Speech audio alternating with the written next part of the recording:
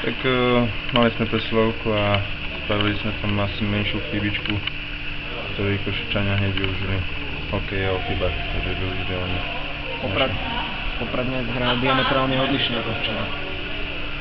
Snažili sme sa viac brániť, aby sme my menej tvorili a aby Košice viac otvorili hru a to sa nám tak darilo a ku koncu trošku už si vyhľadali. To, čo vychádzalo celý zápas, sa zlomilo alebo spadlo za necelých 49 sekúnd. Čím si to vysvetlil, Kamila?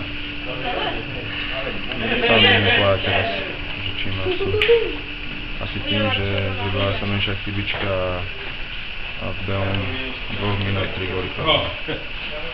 Asi menšia koncentrácia v zápase. Presilové hry, ktorých ste mali dnes, povedal by som neurekom, jednotlivé tutové šance od začiatku až do konca. Nie a nepadnúť viac ako jeden gól.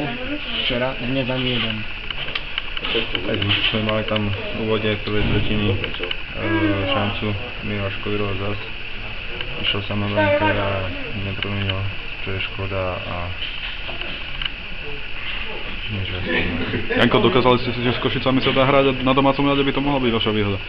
Určite áno, tamto Kozicko je úplne menšie ako tu, čo to cítiť na našej kondičke a ja verím tomu, že ešte vrátime.